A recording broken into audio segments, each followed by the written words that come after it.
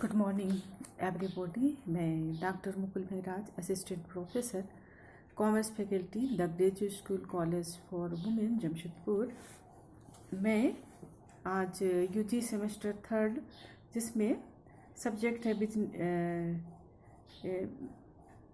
Management principle and application, और जो subject है वो है, टॉपिक है वो है स्टाफिंग प्रोसेस, अर्थात कि नियुक्तिकरण प्रक्रिया। जैसे कि मैंने आज कल भी आपको बताया था स्टाफिंग से संबंधित कि ये जो स्टाफिंग है वो प्रबंध का तीसरा मुख्य कार्य होता है। सबसे पहले ये कि प्रबंध जो है अपना कार्यों में सबसे पहले वह नियोजन को महत्वपूर्ण स्थान देती है, अर्थात कि प्रबंध जो है अपने उत्पादन से संबंधित पहले वह नियोजन को बनाती है, और नियोजन बनाने के बाद में जब वो नियोजन बन जाता है तब उसके बाद में उस संगठन का काम किया जाता है या संगठन का ढांचा को तैयार किया जाता है। और इसका जो अगला जो स्टेप होता है वो होता है कि वह स्टाफिंग करती है, नियुक्तिकरण की वो प्रक्रिया को अपनाती है। और इस तरह से ये नियुक्तिकरण जो होती है, स्टाफिंग प्रक्रिया, प्रोसेस या प्रबंध का भी तीसरा मुख्य कार्य के अंतर्गत आता है। तो प्रक्रिया का मतलब ये हुआ कि प्रबंध का जो मूल कार्य है, मुख्य कार्य, तो मुख्य कार्य अपने आप में बहुत बड़ा मायने रखता है। और ये मूल कार्य जब तक हम इन कार्यों को विभिन्न प्रक्रियाओं के द्वारा, प्रोसेस के द्वारा जब तक ये गुजरता नहीं है, तब तक ये फाइनली ये मुख्य कार्य में वो परिणत नहीं होता है।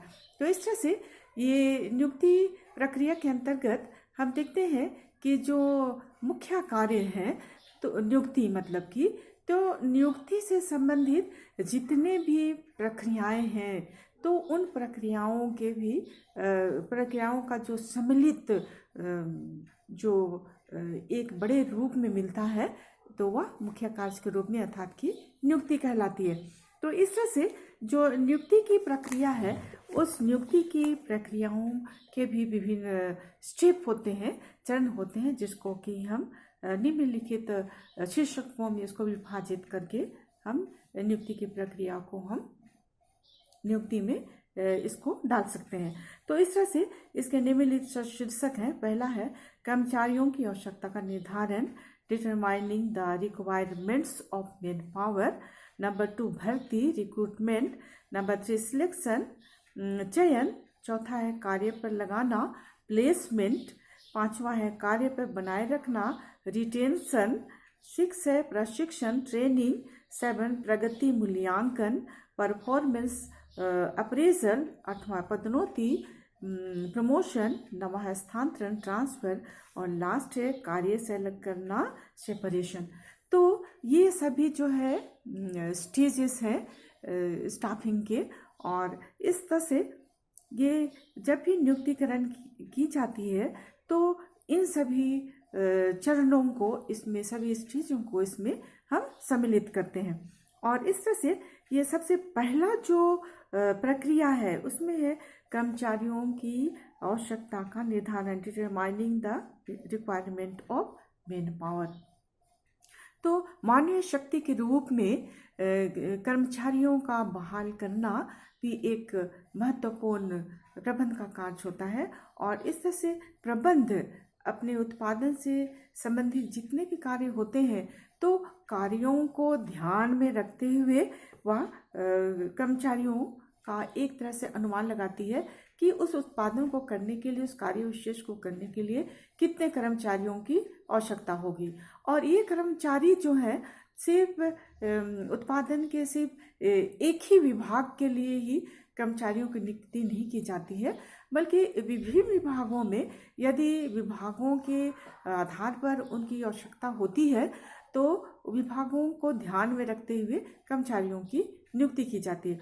लेकिन जब नियुक्तियों का प्रश्न आता है, तो हम देखते हैं कि सबसे पहले प्रबंध जो है अपना पूर्व अनुमान लगाती है और पूर्ण अनुमान लगाने के आधार पर ही वह कर्मचारियों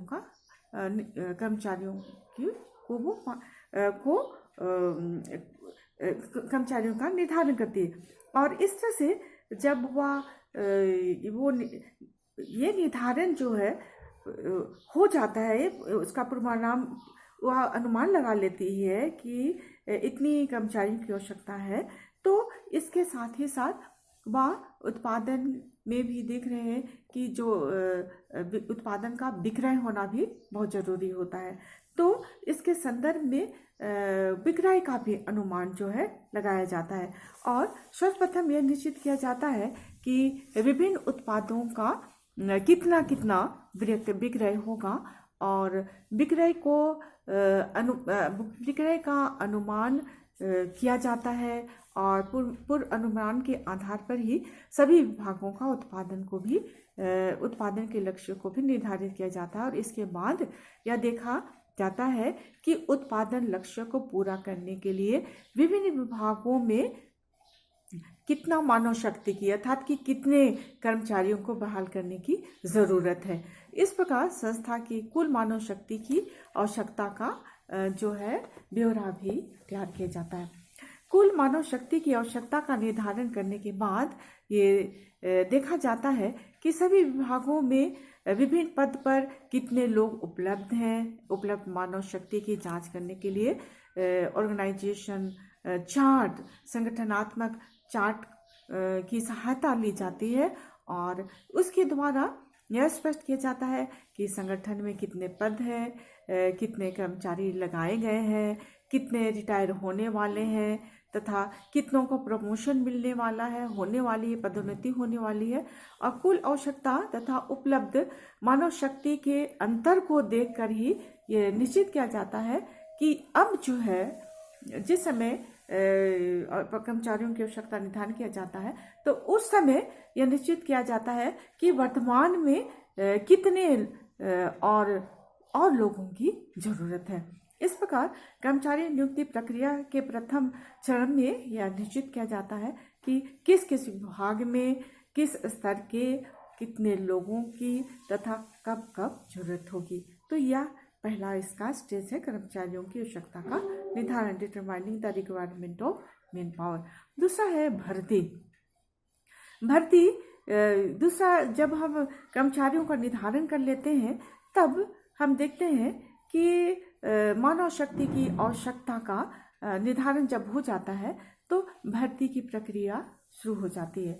और इस भर्ती की प्रक्रिया के अंतर्गत जो भविष्य कर्मचारी घर होते हैं तो उनके विभिन्न स्रोतों की खोज की जाती है तथा उन्हें संस्था में एप्लीकेशन देने के लिए प्रार्थना पत्र भेजने हेतु उनको प्रोत्साहित किया जाता है। तो इस प्रक्रिया को भी हम लोग भर्ती अर्थात कि रिक्रूटमेंट में ही हम लोग इसको शामिल करते हैं।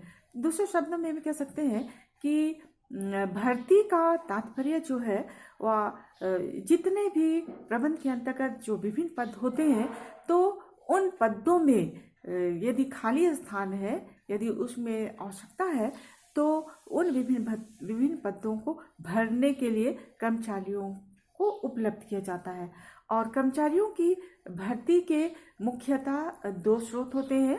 एक है आंतरिक स्रोत अर्थात कि इंटरनल सोर्सेस और दूसरा है आपका बाह्य स्रोत अर्थात कि एक्सटर्नल सोर्सेस, इंटरनल सोर्सेस और एक्सटर्नल सोर्सेस।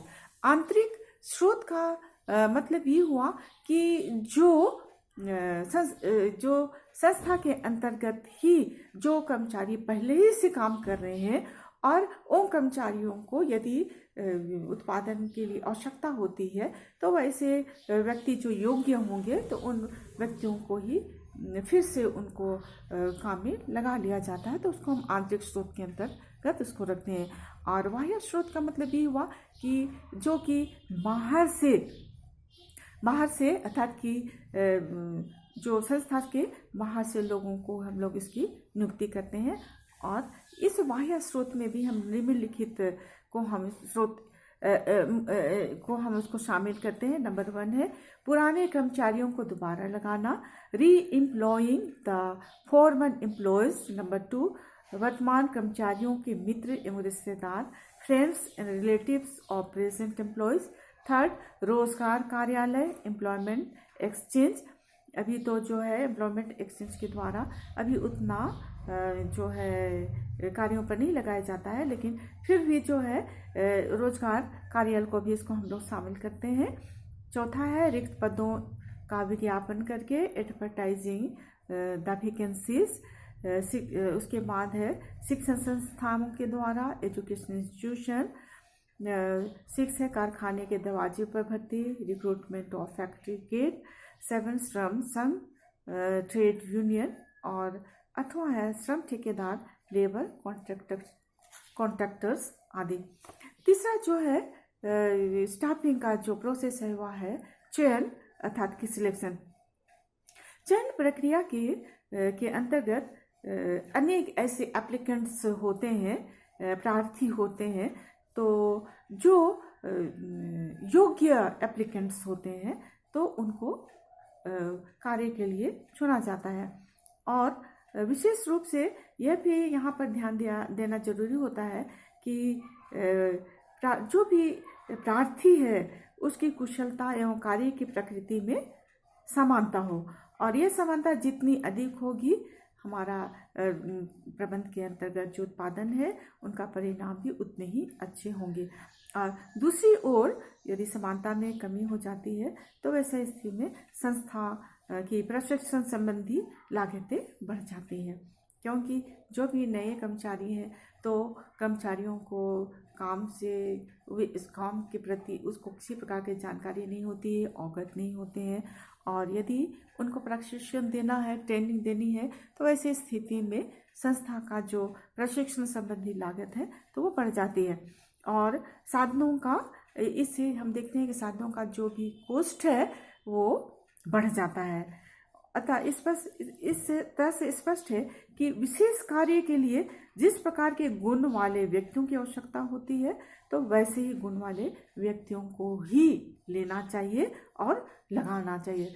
तो ऐसा करने पर संस्था की लागतें जो हैं कम होंगी तथा उत्पादन अधिक व जो भी इसकी क्वालिटी है वो अच्छा होगा।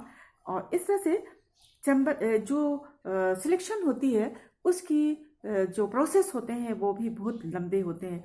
और इसमें भी निम्नलिखित कदमों को हम लोग निम्न रूप से हम लोग इन कदमों को शामिल करते हैं। पहला है आवेदनों की जांच, स्क्रूटिनी ऑफ एप्लीकेशन।